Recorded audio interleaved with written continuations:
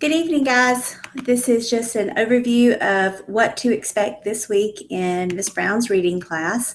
We will start off with our standards. We have two new standards that we are working on this week. Our two new standards are compare and contrast a fictional portrayal of time, place, character, and a historical account of the same period as a means of understanding how authors of fictions use or alter history. Our second standard that we're going to focus on, our new one, is analyze how two or more authors writing about the same topic shape their presentations of key information by emphasizing different evidence or advancing different interpretations or facts. We will continue to review getting ready for the milestone test by also hitting on some old standards that we've been working on, which is comparing and contrasting a written story to an audio version. We'll still be analyzing author's purpose and citing textual evidence through our writing and determining the author's point of view. Our kudos for this week, we will actually start this on Tuesday. Monday is going to be about testing and working back in our novels, but our kudos beginning on Tuesday will be, our essential question will be, what strategies could you use to see through the eyes of others and relive how they survived the world and their circumstances? I want you to know fiction, nonfiction, historical fiction, author's purpose, textual evidence, theme, and central idea. I want you to understand that seeing the world through the eyes of others, no matter how different from you they are, makes for a great writer and a great story. And what you're actually going to be doing is comparing and contrasting a historical place and time from the viewpoint of different articles and media. So our focus for this week, beginning on Tuesday, will be reading about different civil rights events. We'll be continuing our theme of survival this week and reading about 3 important civil rights events. We will be reflecting on what we have read through Edmodo and in your journals. I can't focus enough. If you have your own technology, guys, please bring it this week. We're going to be using it every day in class and at home.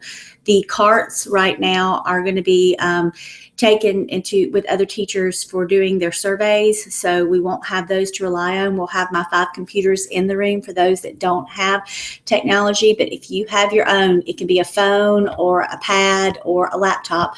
Bring it in this week, beginning on Tuesday. Actually, bring it in Monday because our test is going to be online as well. But bring it every day this week. Anything that we do in class, anything that we watch or read is all going to be on an Edmodo folder so that you can access it again when you're doing your reflections at night. Our agenda for the week, Monday, again, using your own technology, there will be a quiz on Edmodo on author's purpose and your vocab for chapters 5, 6, and 7. Any time left over in class will be spent on novels. Tuesday, Wednesday, and Thursday, again, we're going to be focusing on 3 big events in civil rights history, bombings in Birmingham, Rosa Parks, and the Little Rock Nine. Each time we focus on one of these events, we'll be watching a video clip, reading a nonfiction excerpt, and reading a fictional excerpt, and then we will be discussing them in class and writing about them as well in Edmodo.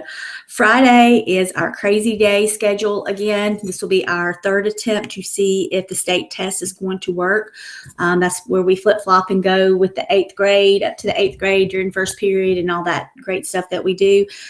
If I get to see any classes that day, we will be continuing reading in novels, what classes I do see on those days.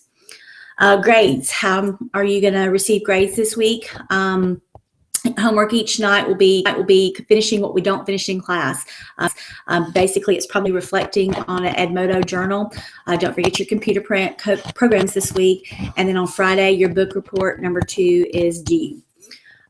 Last but not least, if you need extra time to get any of these assignments completed, you can find me in my room every morning from 7 o'clock to 7:50. So if you have time to get off the bus and go sit in the gym, you have time to come to my room and get some of this stuff done. Also, remember, either me or Miss Penland will be in our room from 3:15 to 3:05 every day. Also, we have lunch and learns on Tuesday. So if you have any questions, feel free to ask me. Thank you. See you Monday.